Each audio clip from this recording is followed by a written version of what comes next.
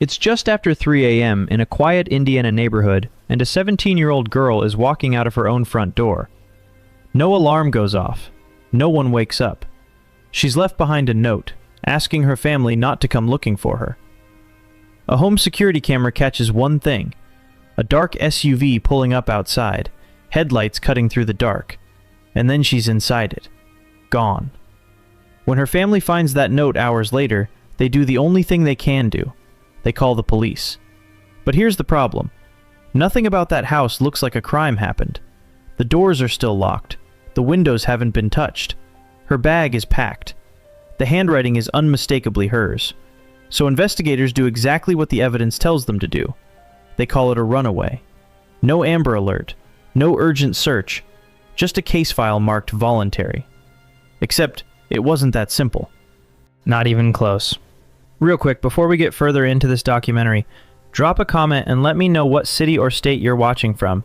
And if you're new here, go ahead and hit subscribe, because this is where the true crime stories that actually deserve your attention get told right. Now, back to Haley. For almost a full year before that morning, she'd been talking to someone online. A man, 39 years old, more than twice her age. It started in a video game. Then, it moved to Discord. Then, it moved somewhere much harder to trace. An encrypted app built so every message disappears the second it's read. That man later admits it. He's the one who showed up outside her house that night. He's the one she got into the car with. But then, he tells detectives something else. That he dropped her off, alive, on the side of a road in Ohio, and drove away. Detectives start checking his story, and piece by piece, it falls apart. His phone shows a route that doesn't match a single word he said. A search warrant turns up far more than anyone expected. And in one follow-up interview, he answers a single question in a way that changes the entire direction of the investigation. He keeps insisting he has no idea what happened to Haley. But while he's saying that, investigators are already pulling data off a device he never got the chance to wipe clean. And buried inside it is the answer to a question that's about to change everything. What really happened after Haley Busby got into that man's car? In January of 2026, 17-year-old Haley Busby vanished from her home in Fishers, Indiana. On the surface, it read like a textbook teenage runaway. No broken locks, no shattered glass, no sign that anyone had forced their way inside. Haley had written a note, packed a bag, and walked out under her own power. So that's exactly how investigators classified it at first. A runaway. It didn't take long for that story to fall apart. Before she disappeared, Haley had been talking to a man she'd met online. 39-year-old Tyler Thomas is the suspect in the disappearance of 17-year-old Haley Busby. His name was Tyler Thomas. He was 39. She was 17. They'd connected through an online game, and according to investigators, he was the one who drove to her house and picked her up that night. His story was that he dropped her off safe, somewhere on the side of a road in Ohio. Detectives went to work checking that story, and it didn't hold up for long. Investigators would later determine that after she vanished, Haley and Thomas had actually stayed together at a short-term rental property.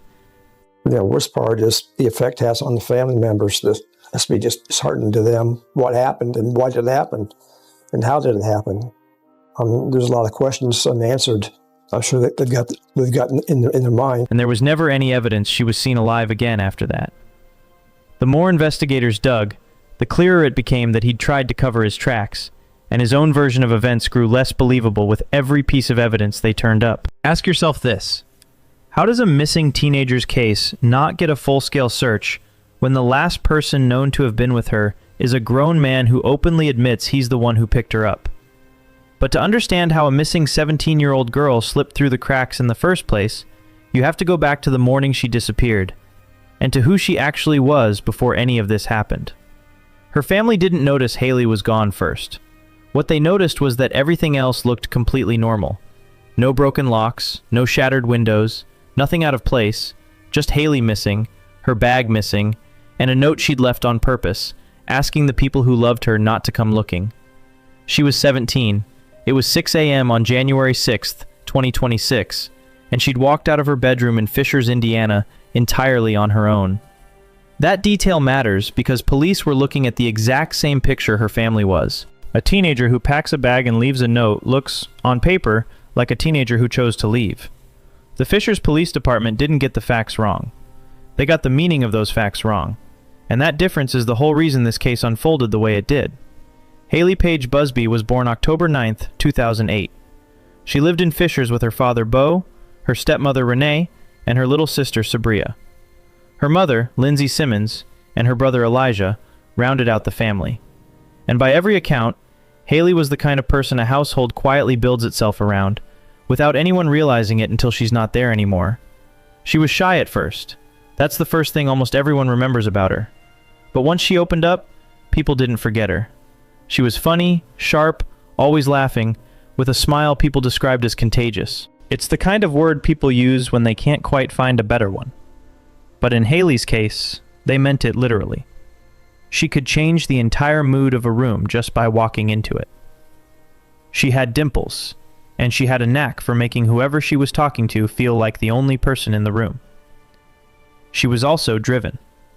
A strong student, a member of her school's TV journalism program, with a real plan already in motion. Indiana University, a journalism degree, a career telling other people's stories. She was already saving for it, putting money aside a little at a time. 3 or 4 days a week, she waited tables at Kitchen on Main in Fortville. Her coworkers describe exactly what you'd expect. Reliable, hardworking, always on time, always smiling at customers. The kind of employee any manager would build a schedule around. And every single night, no matter what else was going on in her own life, she came home and tucked her little sister into bed. Sit with that for a second. A 17-year-old who worked multiple days a week, saved her own money for college, had a real plan for her future already mapped out, and still made time every night to make sure her kid sister felt safe before falling asleep. That was Haley Busby, before January of 2026. Here's what her family didn't know yet. By the morning she disappeared, someone had been talking to Haley for an entire year. Not a classmate, not someone from a party, not someone from school at all. Someone she'd never met face to face, who'd spent 12 months online, patiently earning her trust. The note was real. The packed bag was real. Walking out that door was a real decision she made. But every part of it was the end result of a long, calculated campaign that made leaving feel like it was entirely her own idea. Her family didn't know that. The police didn't know that. And standing alone in her room sometime before 6 a.m., writing a note asking the people she loved not to look for her, Haley may not have fully understood it either. But you're about to. January 5th, 2026 was a Monday, the first day back at school for the spring semester of her junior year. Her family says the day was completely unremarkable, no different from any other Monday. The last anyone saw her was 10 p.m. that night. 8 hours later, she was gone. When Bo and Renee woke up and Haley wasn't getting ready for school, they checked her room. The note was there. Some of her things were gone, and they called the Fishers Police Department immediately, because there was no version of reading that note that let them do nothing. Officers responded and saw exactly what was in front of them. No forced entry, no struggle, a note in Haley's own handwriting, a bag clearly packed on purpose. They classified her as a runaway. No Amber Alert went out. That's the decision people won't forget. It wasn't negligence. Statistically, when a teenager leaves a note and takes her belongings, it points to someone who left voluntarily. That's exactly how the system is designed to interpret cases like this. And that's exactly what it did. What the system couldn't do was look at a note written by a 17-year-old and recognize that the words weren't fully her own anymore. They were the end product of an entire year of someone else's influence, laid down so slowly and so carefully that Haley herself likely believed those were her own thoughts. That's what grooming looks like from the outside. A voluntary choice, a teenager deciding to leave on her own. From every angle available that morning, that's all it looked like, and there was no way for the officers standing in that bedroom to see past it. This isn't a failure unique to one department in one town either. Police departments across the country work from the same statistics, look for the same signs of forced entry and struggle, and a grooming case, by design, will almost never show either one. It's a blind spot built into the entire system. In the note, Haley said she'd run away and asked everyone not to search for her. Her parents called it in anyway, because that's what parents do when something feels wrong, even before they can explain why. Investigators would later trace the start of the grooming back to early 2025, a full year before Haley left home. Whoever was talking to her wasn't in a rush. That timeline wasn't an accident. It was exactly long enough to build trust one conversation at a time, patiently, methodically, without ever tipping his hand. And that's what never fit the runaway story. Haley wasn't a teenager who felt lost, who didn't know where her life was headed, or who was looking for a way to escape it. She had a job, a plan, college savings, a little sister she tucked in every night. You don't spend a year building a future for yourself only to throw it all away on a random impulse one day. Her family felt that the moment they read the note, even before they could prove it, something, or someone, had changed her mind, and they knew it. The real question investigators ultimately had to answer was never whether Haley left voluntarily. She did. The question was who convinced her to leave, how they did it, and where she was headed. And the answer to that last part would take far longer to find than anyone in that house could have imagined on the morning of January 6th. She had a packed bag, she left a note, and she was heading towards something that someone she trusted, someone she believed she knew, had spent an entire year quietly building for her, one step at a time. Her family had already called the police. The police had a classification that matched the visible evidence. And the gap between those two facts would shape everything that happened next. One more thing about that morning matters. Haley asked, in her own handwriting, for no one to come looking. Her parents made the call anyway, within minutes, before anyone knew what had actually happened, before a single piece of evidence had been gathered or a single conversation recovered. That single decision is the only reason this case ever got an official beginning at all. Otherwise, it's entirely possible that note would have been taken completely at face value. The classification would never have changed, and Haley would have stayed listed as a runaway until every lead had gone cold on its own. What investigators uncovered as they started pulling this case apart wasn't something anyone understood overnight. Whoever was behind it had been careful, genuinely careful. The platform, the method, the timeline, even the note itself had all been built with so much patience and precision that the first look at the evidence pointed exactly where it was designed to point, away from the truth. A little after 3 a.m. on January 6th, Haley Busby walked out of her parents' house and got into a dark SUV. Her family's own security camera caught it. Police couldn't make out the driver, but they pulled surveillance footage from around the area until they landed on a license plate. It came back to a 2014 Acura, registered to a woman who's never been publicly named. When investigators reached her, she said she hadn't even been in Indiana that night. She was in Florida. But she gave them something they needed: the name of the man who may have been driving her car, Tyler Thomas, 39 years old.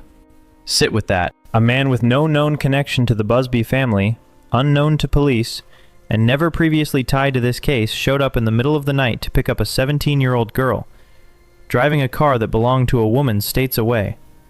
A woman who happened to have his phone number saved. Nobody's ever fully explained that part. How did she know him?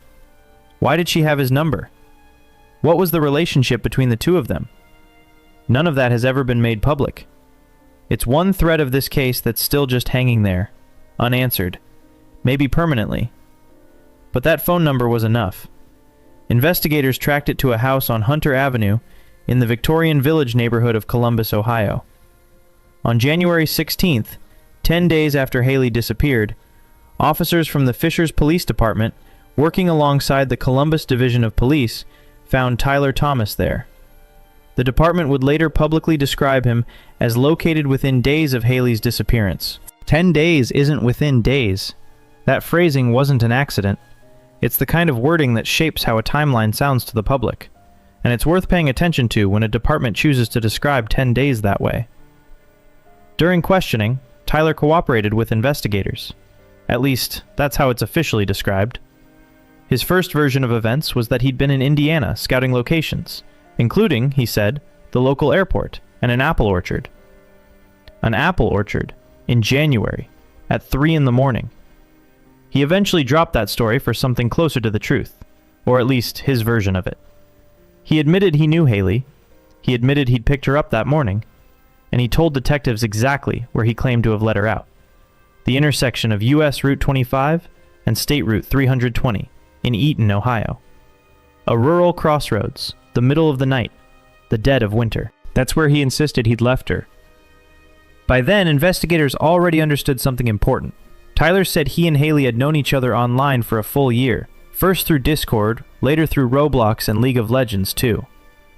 A 39-year-old man had maintained contact with a girl who was only 16 when it started, across 3 different platforms, for 12 straight months. His explanation for all of it was simple. He said he was just helping her run away, that he'd driven her roughly 100 miles, dropped her at a rural intersection, and had nothing to do with her after that. Nobody investigating this believed that for a second. Of course they didn't. Someone who spends an entire year building a trusting relationship with a child doesn't drive her to a deserted intersection in rural Ohio, wish her good luck, and drive home. That's not what that year was for. But on January 16th, investigators still didn't have enough legal grounds to arrest him. So he walked. The only thing they could do at that point was change how the case was labeled. On January 20th, the Fishers Police Department went public. Haley hadn't acted alone, they said. She'd left with a plan already in place, which is why it was first called a runaway. But based on evidence they weren't ready to release, her case was being reclassified. Missing endangered juvenile. 14 days. That's how long it took to move Haley out of the runaway file. From the very first morning, her parents insisted she was in danger, and her father, Bo, hadn't waited on that classification to catch up. He'd been building his own case file from Haley's digital footprint and handing it straight to investigators, rallying friends, relatives, and total strangers, until the search grew into something far bigger than a typical missing person effort. Local businesses paid for billboards. People wrapped their cars in her photo and missing person flyers. Volunteers distributed flyers across Indiana and neighboring states. A social media campaign ran around the clock. And every bit of that happened while Haley was still, officially, on paper, a runaway. A search warrant hit Tyler's residence on January 21st. Investigators sat down with him again, and this round was worse than the first.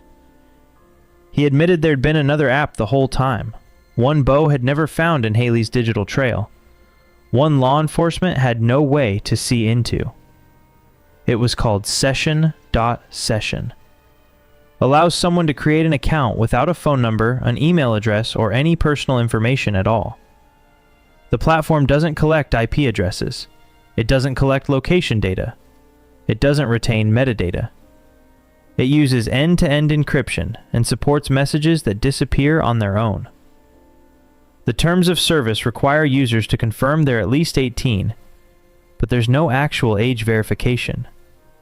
None at all. It was functionally invisible, both to law enforcement and to the company that runs it. Tyler told investigators that was exactly the point, that he'd chosen Session because he knew it would keep police locked out of whatever he and Haley had said to each other. Then he circled back to the same explanation. He was just helping her run away. Trail the pattern here. A public gaming lobby, to more private messages, to an encrypted app built around messages that erase themselves the moment they're read. Every single move requiring Haley to willingly follow him one step further, which meant she already trusted him before she ever took that next step. That process ran an entire year, and it ended on a platform designed so nothing could ever be recovered. And his explanation was still that he was only helping her leave.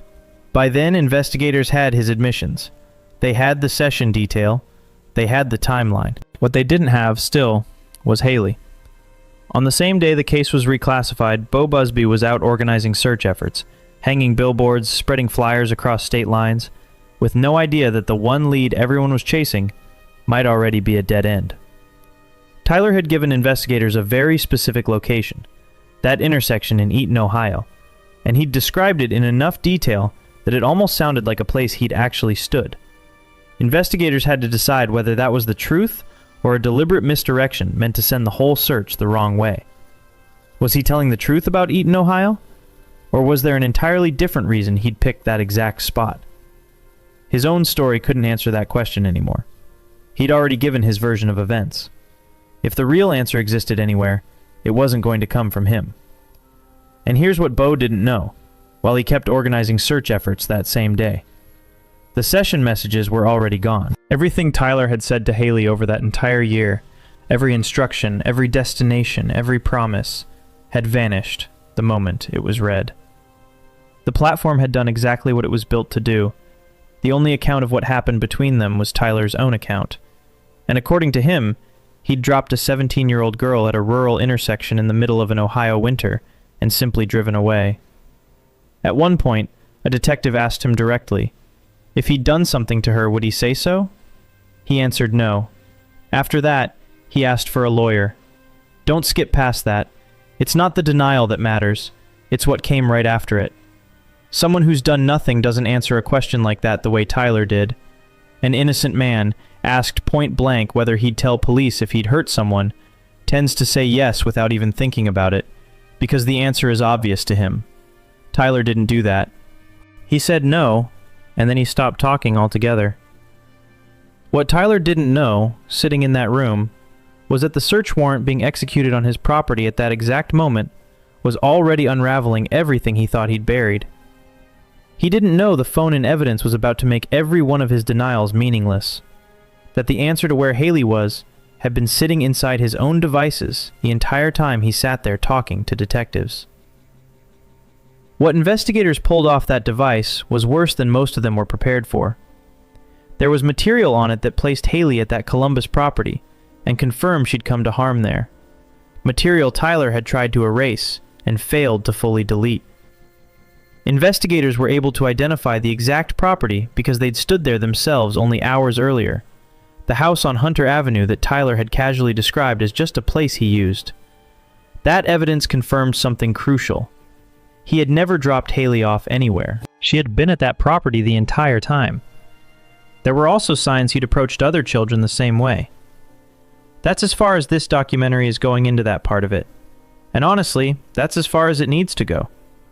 What matters for the rest of Haley's story is the location data, because that's what told the story Tyler couldn't delete. It confirmed he picked Haley up early on January 6th, exactly as investigators already believed, and it placed the two of them at the Columbus property. But then it showed something nobody had known yet. That same day, Tyler drove Haley out to a rented property in Hocking County, Ohio, booked on Airbnb, and the data showed they stayed there overnight. The next morning, January 7th, Tyler left that rental at 9:25 and drove to Wayne National Forest, where his phone sat until 2:15 that afternoon. Nearly 5 hours investigators would later tie directly to what happened to Haley. After that, he drove back to Columbus. When they asked him about the rental, he said Haley was never there. Just a solo trip, according to him. There was only one problem with that story. When he made the reservation, he listed 2 guests. That single detail, one number on a booking form, gave investigators probable cause to search the Airbnb and the surrounding property. And it turned up something Tyler couldn't lie his way around. By January 31st, 2026, there was enough evidence to take him into custody. Authorities say he voluntarily turned himself in after being asked to do so. That same day, he was charged with possessing and distributing illegal material involving children, and with tampering with evidence. The following day, the Fishers Police Department held a press conference, and for the first time, specific details of Haley's case were made public. Hours later, on February 1st, 2026, one day after Tyler walked into that building and surrendered, he led investigators to where Haley was found. It pains me today to let you know that after an extensive investigation, we feel that Haley is deceased. I spent some time with the family this morning, along with Chief Gephardt, and their wishes were truly to express what an incredible human being Haley was. She was a bright light in the family. She was a wonderful big sister. She had a tremendous amount of promise and hope. She was excited about moving on to university, and she was an incredible human being. And I know that her family is devastated currently, and I'm confident that our community will rally in the coming hours, days, and weeks to stand with that family in their grief and share in the burden of mending and healing from this tragic loss. Unfortunately, this is tragic news for our community. Our detectives identified a suspect, 39-year-old Tyler Thomas of Ohio. Because of evidence obtained and the statements made by the suspect, the investigation is now moved to recovery efforts. On January 6, we responded to the Busby residence. Her parents had reported that she had left overnight. Our officers and our detectives diligently began the process to locate her, using all of our resources available. Throughout the investigation, we were able to identify an unknown vehicle that had been in Haley's neighborhood the night she had gone missing. Using technology, our detectives identified Thomas as the suspect she had left with. We made contact with him in Ohio, and he admitted to picking Haley up at her home. He told us that he dropped her off on the side of the road in western Ohio. However, through continued investigations, his initial story was determined to be untrue. We continued to diligently work with the FBI, the Indiana State Police, and our Ohio partners, the Columbus Police Department and the Hocking County Sheriff's Office. And after further investigation, Columbus Police Department's homicide unit assisted in serving search warrants where more evidence was collected at the home and the vehicle he had picked Haley up in. The investigation confirmed Haley to be at the Thomas home in Columbus and at a short-term rental in Hocking County. The Hocking County Sheriff's Office served search warrants for the short-term rental property and coordinated the use of aerial drones, canine, and physical search techniques to try to find Haley. Investigators from all agencies involved continue to search for Haley. The suspect is in police custody in Ohio on charges associated with this case, but has not been charged with her murder at this time. This is an ongoing investigation that now continues in Ohio.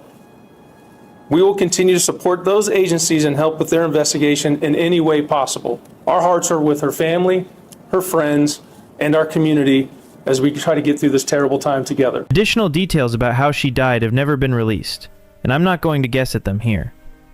The fact itself is enough. I've covered a lot of cases. This one has stayed with me. Haley Busby was 17 years old. She was considered missing for 26 days. And the man who knew exactly where she was spent that entire time walking free. Even though Tyler personally led investigators to where Haley was found, he still hadn't been charged with her murder. His bond was set at $1,500,000. His attorney stated he had no intention of posting bond, and that Tyler Thomas planned to plead not guilty. Think about what that means. He personally took investigators to that location. He knew exactly where it was because he'd been there on a documented date for nearly 5 hours. And his own phone confirmed every mile of the trip. There's no version of those facts that requires additional interpretation, and yet the word murder still didn't appear in the charges against him. Investigators asked the public to be patient. That's a difficult thing to ask of anyone who's followed this case. It's even harder to ask of Haley's family, who had already waited 26 days, not knowing if their daughter was alive, and were now being asked to wait even longer for the right charge to be filed. But in the weeks that followed, the reason for the delay became a lot clearer. When investigators returned to the Airbnb and searched it a second time, they found something the first search had missed: forensic evidence throughout the residence. Evidence that changed their entire theory of where Haley was actually killed. The Airbnb in Hocking County, the property Tyler had described as nothing more than a solo getaway, the same property where he'd listed 2 guests on the reservation, is now believed by prosecutors to be the place where Haley lost her life. On February 10th, the federal government joined the case. The original 2 charges were dismissed and replaced with federal charges. It's impossible to understate the tragic nature of this circumstance. And again, I want to emphasize, and not being gratuitous, but our client had every right in the world to keep his mouth shut and not participate and let whatever chips there were fall where they may. He did precisely the opposite. He's been cooperative to the extent that, he's been able, and that cooperation has been fruitful. I can tell you that yesterday we accompanied law enforcement and the FBI to Perry County, and we assisted with pinpointing the location of Ms. Busby. Will he be charged with homicide in Perry or Hocking County? We anticipate that charges in that regard will come from Hocking County. Do you know when? We don't. As you can imagine, these charges here, were agreed upon, and they're, I don't want to call them a placeholder, but, he's not going to make bond, so nobody's trying to rush anything. I mean, there's some procedural considerations for all parties at play, but right now, everybody has time to take a breath and move ahead accordingly. There's a difference between being responsible for certain acts of which one is not proud, and also distinguishing from taking another's life. I can tell you that he will be entering a not guilty plea if and when he's charged with a homicide in this matter, and will proceed accordingly. If murder charges are added on top of what he's already facing, Tyler could be looking at a lengthy prison sentence, and potentially the death penalty. And when those new federal charges were announced, prosecutors revealed something that had never before appeared in the public case record. January 6th, 2026, was not the first time Tyler Thomas had met Haley Busby in person. He'd traveled to Indiana twice during 2025. Bank records placed him at a gas station in Indiana on July 5th, 2025. After that stop, he went straight to the restaurant where Haley worked, walked into the very place where she worked in her own hometown, and no one who knew Haley had any idea who he was or why he was there. Then, on July 2nd, 2025, a photograph shows Tyler and Haley together inside his vehicle. Cell phone records also show he made a call from a location consistent with the two of them being together that day. He'd already traveled to see her twice before he ever picked her up on January 6th. He'd been inside the building where she worked.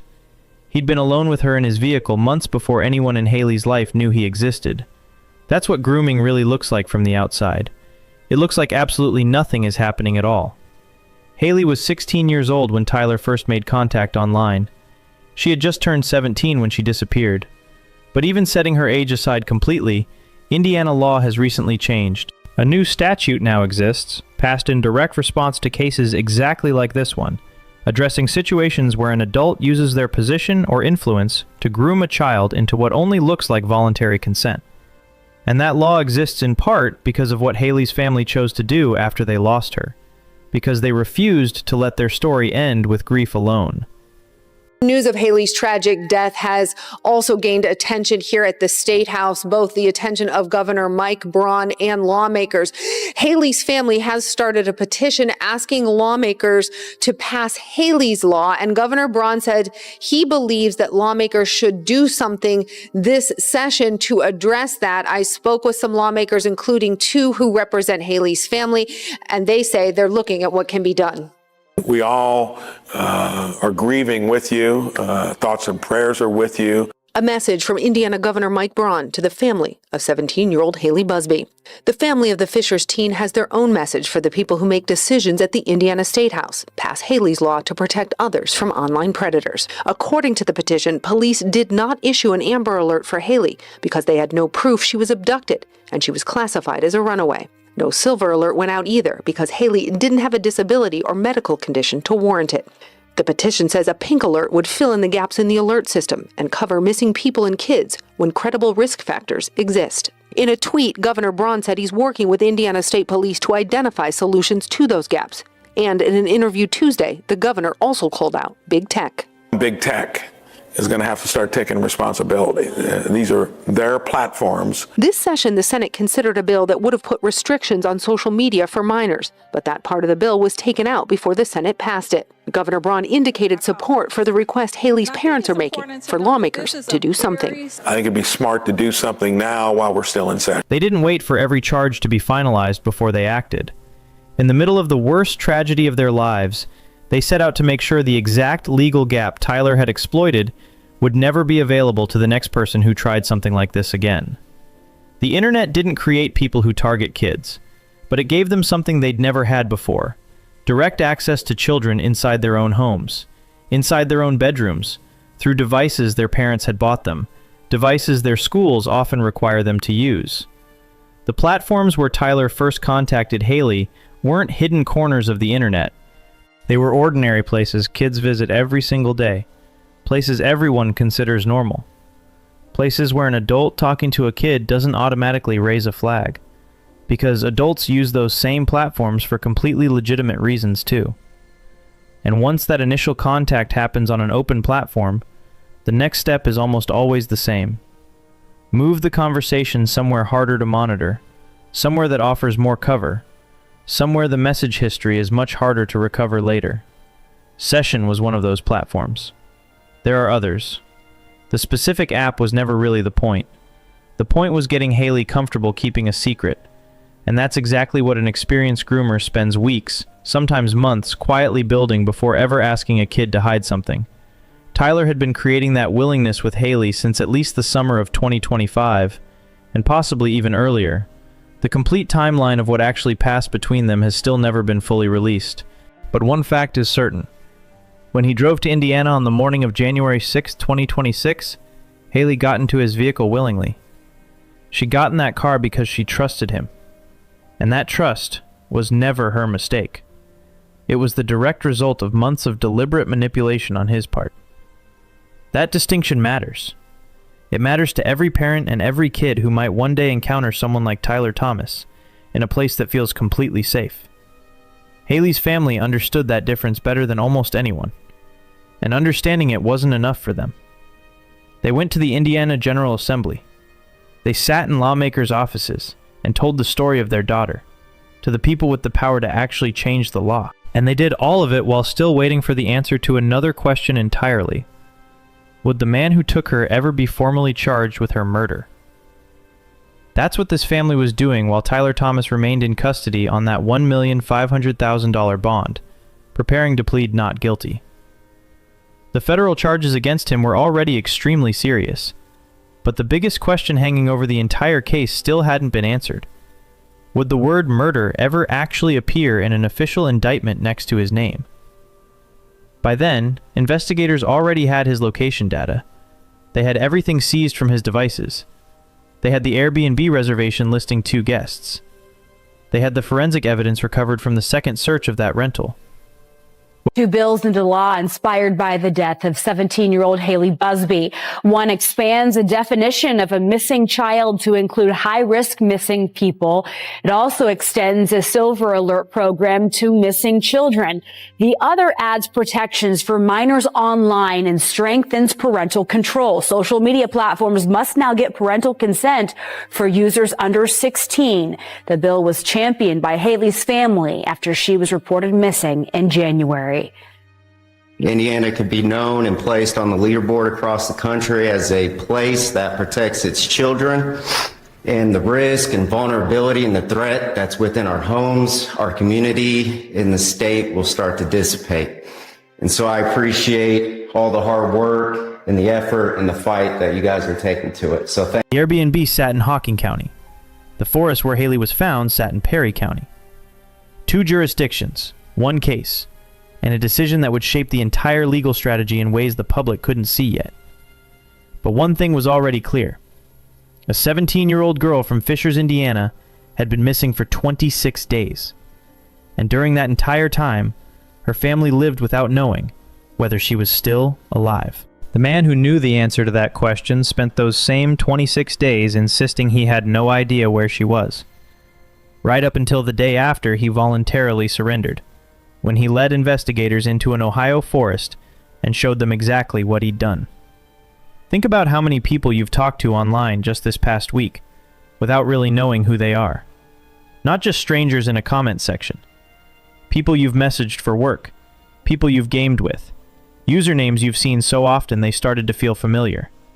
That's become completely normal, and that's not an accident. It's exactly the environment that made what happened to Haley possible. And it's the same environment all of us are still living in right now. Gaming platforms remain one of the most vulnerable spaces online. Roblox and League of Legends are among the platforms most frequently mentioned in cases like this one, and the reason lies in how they're designed. Huge numbers of users share the same servers. Those servers include public chat rooms, and from those public chats, it's only a few clicks to private messages. The entire structure allows a conversation to move from a crowded public space to a completely private one in just a few steps. And at none of those stages does the platform verify who's actually on the other side of the conversation. In 2023 alone, Roblox reported more than 13,000 child safety incidents to the National Center for Missing and Exploited Children. Since 2018, at least 30 arrests have been documented, tied to adults who targeted kids they'd first met on that platform specifically. 30 arrests, and that number only counts the cases that actually ended in an arrest. It doesn't include the cases that were never reported, never investigated, or never produced enough evidence to support criminal charges. And here's the part that makes it worse. Roblox is marketed and widely trusted by parents as one of the more kid-friendly corners of the internet. Cartoonish, colorful, built for children. That reputation is exactly what makes the platform useful to someone looking to build trust with a child without raising suspicion in the first place. The pattern in cases like these is almost always the same. It starts with someone building trust in a public chat, where everything looks like ordinary conversation about a game. Then the discussion moves somewhere else. Snapchat, Discord, Session, any platform offering more privacy, fewer message records, less oversight. Once the conversation goes private, it changes. Talk about the game gives way to personal questions, then to something else entirely. By the time a kid begins to understand what's happening, the relationship already feels real. The trust feels earned. The person on the other side of the screen has spent weeks or months being patient, attentive, and kind, and that patience is the single most powerful tool they have. In January 2026, Roblox changed its system. It now requires age verification to access chat features, either through facial age estimation or by uploading a government-issued identification document. Artificial intelligence estimates a user's approximate age and sorts them into a group with other users of a similar range. That's the system currently in place. But ask yourself how much protection that actually provides on a platform where the greatest danger comes from people pretending to be someone they're not. There's a reason companies like Roblox have faced a growing number of lawsuits. It isn't because nothing's been done. It's because what's been done hasn't matched the scale of a problem the company has known about for years. And it's in that exact gap, between knowing a problem exists and actually closing it, that kids get hurt. Haley's family isn't waiting for the courts to finish their work. And they're not waiting on the platforms to update their policies either. Court cases take years. Corporate policy changes take even longer, and often only happen after enough lawsuits pile up to force the issue. Haley's family didn't have the luxury of waiting on either one, so they proposed a specific solution and gave it a name: Haley's Law. It has 3 parts, and every one of them directly addresses a specific failure exposed by Haley's case. None of them are abstract ideas. Start with the alert system, because that's where the first and most obvious failure occurred. The first part is a new alert system called Pink Alert. When Haley disappeared, she didn't meet the criteria for an Amber Alert. She didn't qualify for a Silver Alert either. On the surface, it looked like she'd left voluntarily, and technically, at least on paper, she had. But no existing alert system can tell the difference between a kid who genuinely walks away on her own and a kid who's been psychologically maneuvered into it. From the outside, those two situations look almost identical, and right now, the system treats them exactly the same way. Haley's family argues they are fundamentally different. Amber Alert was created in 1996. Back then, stranger danger meant a man in a van near a playground.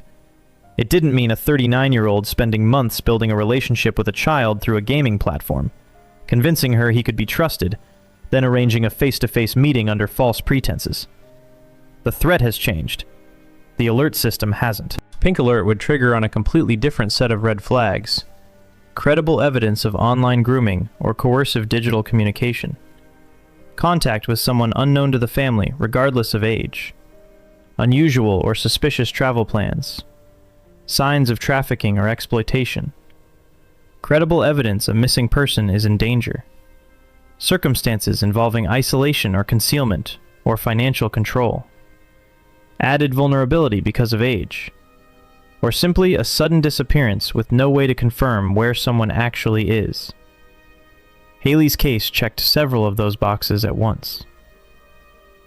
The obvious pushback is that too many alerts eventually get tuned out, the same way people tune out car alarms. And that's a fair concern. But at the very least, it means the existing categories need updating to reflect how this actually happens in 2026. Because right now, they don't. Indiana has already made some progress. There wasn't enough time left in the legislative session to introduce an entirely new bill, so lawmakers folded the necessary language into legislation that was already moving through the process.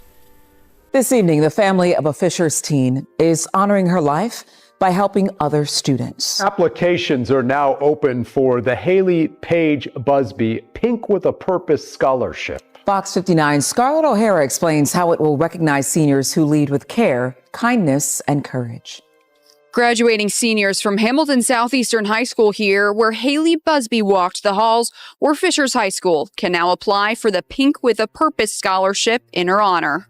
She helps so many others feel seen and valued and not alone. And we know that the smallest acts of kindness can have life-saving impacts. Haley's Army for Children isn't looking to only reward star athletes or valedictorians. Through their nonprofit, Busby's family wants to make sure the light she poured into her community lives on. Haley, she did have plans in a folder full of pamphlets to go to look at different colleges. And yeah, I think some of it is continuing to support children and their dreams and the great work that they're doing. Now her father, Bo Busby, says protecting other kids from internet predators is the core mission of the nonprofit. I can't think of a more worthy fight.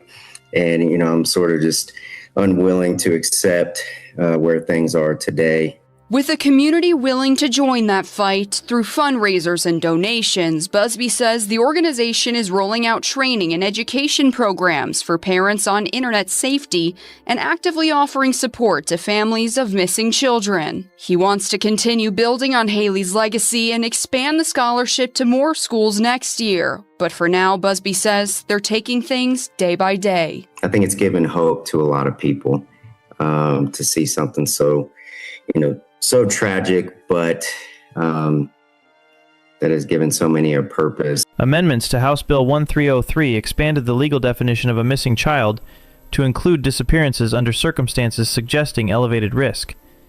Those changes were approved unanimously on February 9th, 2026, and in April, Governor Mike Braun signed the bill into law. Governor Braun also signed a separate measure requiring social media platforms to obtain parental consent for users under the age of 16. Good evening. My name is Chris, and I'm one of the pastors here. On behalf of Haley's father, Bo, I was asked to read this letter. Dear Haley Page, hi, sweetheart. I want you to know how incredibly grateful I am for the time we had together on this earth. I still consider myself the luckiest dad ever. You and I made so many beautiful memories, and I will carry them with me forever, revisiting them every single day. I will always feel your sweet hugs and kisses on my cheek, though now I won't have to wipe off the lip gloss. You'd apologize for that, but I always wore it with pride. You saved me the day you were born, Haley, and you continued to save me every day after that. You gave me a purpose to love and protect you. I will do my very best to share the same love with others, and I will never forget where that love began. I witnessed your love and selflessness every single day. I could not have asked for a more loving, respectful daughter. You mean so much to so many. Your relationship with Rania, your little sis, your grandparents, aunts, uncles, cousins, and friends was something truly special. I continue to hear from others how much you meant to them and the incredible impact you had. You were my shy girl, but your presence was always strong through the kindness, love, and beauty you shared. You always put others first without reservation or complaint. I want you to know that Rania, Sabria, and I know how much you loved us. Please guide me as I try my best to tuck in your sister the way you did every night. And sweetheart, we are at peace knowing that you know just how much you continue to be loved. I know the teenage years were tough at times, but you navigated them with such grace and strength. Like so many others, you may have felt alone at times, despite the love that surrounded you. But I want you to know this wasn't your fault. And today, I'm here to show you that you are never alone and you never will be. Lastly, I want you to know that the changes we make going forward will be rooted in the love you brought into the world during your time with us. We will be okay, sweetheart. Please allow yourself to finally rest. We love you. With all my love, your proud dad. That's still not the full version of Haley's Law. The Busby family plans to introduce the complete bill during Indiana's 2027 legislative session. What became law in 2026 is only the foundation, not the finished framework they're hoping to build. The second part of Haley's Law focuses on teaching children in school how to recognize grooming. Indiana's curriculum already covers cyberbullying and human trafficking, but there's no requirement to teach students what grooming actually looks like, how it works, or how it feels in its earliest stages. That's not an accidental oversight. It's a policy choice, one that leaves kids without maybe the single most important tool available to them: the ability to recognize the process before it's too late. Education alone won't stop a predator. No one claims that it will. But a kid who understands what grooming looks like has a far better chance of recognizing it while it's happening to them. Haley's family isn't waiting for the law to take effect before starting that work. They're already meeting with communities, already talking to parents and students about how these relationships get built online, what the early warning signs look like, and what a kid should do if something doesn't feel right. The third part of Haley's Law focuses on accountability, for both offenders and for the platforms themselves. First, tougher penalties for grooming offenses. Second, a requirement that online platforms respond to law enforcement requests for user information without unnecessary delay, with real consequences for platforms that fail to do so. When investigators are searching for a missing child and urgently need information, response time isn't a minor bureaucratic detail. It can be the difference between finding that child in time and not. The proposal would also require platforms to disclose to families how long they typically take to respond to those requests, so parents can make informed decisions about what their kids are actually using. There's a full 12-page document explaining Haley's Law in detail. It's publicly available, and if you're a parent, it's genuinely worth the read. In the middle of June, a companion bill was introduced in the United States House of Representatives, sponsored by Rudy Yackham. It's known as the Haley Act. Haley stands for High Risk Alert Improvement for Locating Endangered Youth. If passed, it would allow law enforcement to issue an Amber Alert for a missing minor believed to be at high risk, even before an abduction has been officially confirmed. Under current rules, that confirmation is generally required first. The Haley Act would lower that threshold, so that if a child disappears under circumstances suggesting a serious risk to their life or safety, law enforcement could activate a public alert immediately, instead of waiting for investigators to figure out exactly what happened. The Busby family supports both efforts. The Haley Act and Pink Alert aren't competing proposals. They address the same problem at two different levels, one federal and one state. And together they're trying to close a gap the law still doesn't account for: the recognition that a kid who's been psychologically manipulated into leaving home is not the same as a kid who left safely on her own. Stop and think about that for a second. This family is pushing these changes through the Indiana State House and the United States Capitol at the same time, through community education, and through every other avenue available to them, all while still living through the greatest loss of their lives. What they're building is more than a memorial. It's a concrete, legally grounded effort to make sure the next child who disappears under circumstances like Haley's gets a different response than she did. All of this, the legislation, the meetings with lawmakers, the public advocacy, happened while this family was living through the greatest loss of their lives. Just months after Haley's death, they founded a nonprofit organization, developed the framework for new legislation, and began speaking to lawmakers, all in an effort to make the digital world a lot less hospitable to people like Tyler Thomas. Their organization is called Haley's Army for Children. Its mission is straightforward: online safety, prevention, education, and practical awareness built around the threats kids actually face today, not the threats that existed a decade ago. The platforms have changed. The tactics have changed. The law hasn't kept pace. That's the exact gap Haley's family is trying to close. And that's exactly why Haley's Law exists. At the time this case was covered, a Change.org petition supporting the proposal had already gathered more than 137,000 signatures. That's more than a statistic. It's 137,000 people who read Haley's story and made an individual decision not to stand by and do nothing. Think about what that means for a family that hadn't even reached the first anniversary of their loss. They aren't just grieving, they're working, organizing, and continuing to speak publicly. And their community hasn't left them to carry any of that alone. After Haley's death, the city officially declared February Pink for Haley Month. Pink was her favorite color, and the support wasn't just symbolic. Pink ribbons, pink porch lights, pink decals on cars all over town. Communities don't do that for a name and a headline. They do it for a girl they actually knew, a girl with a favorite color, a laugh people recognized, a presence that left a mark on everyone around her. The pink wasn't for the criminal case. It was for Haley. Haley's funeral was held on February 12th. The church filled well past capacity, people spilling into the hallways and the parking lot outside, neighbors who'd never met the Busby family standing shoulder to shoulder with people who'd known Haley her whole life.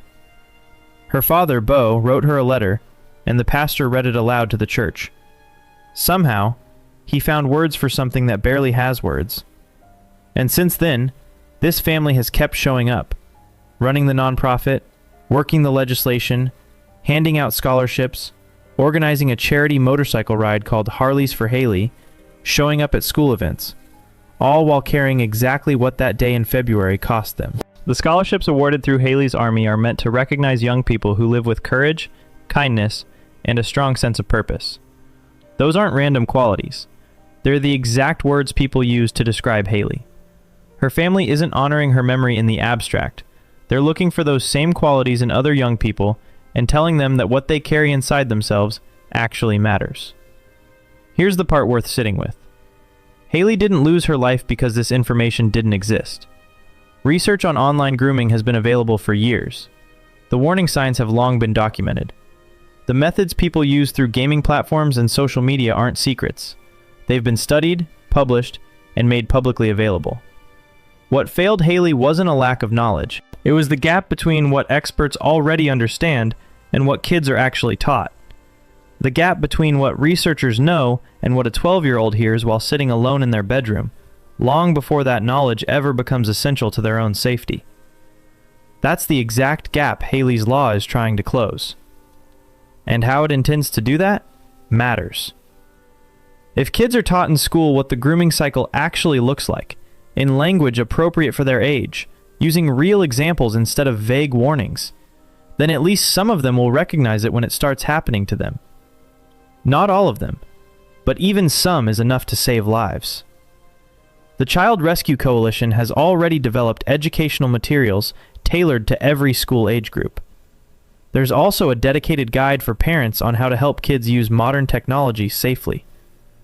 These aren't theoretical documents. They're practical tools, built by people who've spent years working in this field and understand one simple truth. For a lot of parents, the hardest part is simply sitting down beside their kid and starting the conversation at all. A kid who's never had grooming explained to them in plain, age-appropriate language won't recognize it when it starts happening to them. A kid who doesn't have the words to describe what's being done to them can't tell their parents about it, and sometimes can't even fully explain it to themselves. Giving a kid that language early is the difference between a kid who can say she knows exactly what's happening and a kid who just senses something is wrong but stays quiet out of fear she'll get in trouble. That's why Haley's family wants kids to know those words before they ever need them. That's the entire idea. Since Haley's death, the Haley's Army Facebook page has continued posting regular case updates, community events, and educational resources. Harleys for Haley is a charity motorcycle ride organized specifically to raise awareness of Haley's Law. None of this is a massive government campaign backed by millions of dollars. It's the work of a family and a community that keep choosing over and over again not to stop. This isn't the only hard case a documentary like this one covers, but it stayed with me for a reason that has less to do with what happened to Haley and more to do with what her family did next. No one would have blamed them for withdrawing from the world entirely, for needing years just to figure out how to keep living. Instead, within months, they were already doing everything they could to make sure the next kid would have what Haley didn't. Asking that of people still this deep in grief is close to impossible, and they've carried it anyway. The conversation this case demands isn't a comfortable one. It requires parents to actually know what apps their kids are using. Not just the names, but how they work, what private messaging looks like inside them, what a stranger can offer a kid on a gaming platform at 2 in the morning with no adult anywhere nearby. It requires schools to start treating digital safety as a real subject, not the topic of a single assembly. It requires lawmakers to write laws for the world kids actually live in today, not the world that existed when the old laws were written. None of that happens on its own. It requires people who care enough to keep pushing for it. In February, an entire city turned pink for Haley. Her family is still working to make sure her name comes to represent something more than just another criminal case. She deserved the chance to grow up. She deserved the chance to discover who she was going to become. She never got that chance. Instead, she was given a family that refused to let her become just another statistic, and a community that refused to let that family carry their pain alone. And now, more than 137,000 signatures stand behind a petition demanding that her name change the system. That's what justice can look like after the law has done everything it can. It looks like people deciding that the story doesn't end when the verdict is read. If this case affected you the way it affected me, share it with someone who needs to hear it. Leave your thoughts in the comments, and subscribe for more true crime documentaries that treat these stories and the families living through them with the weight they actually deserve.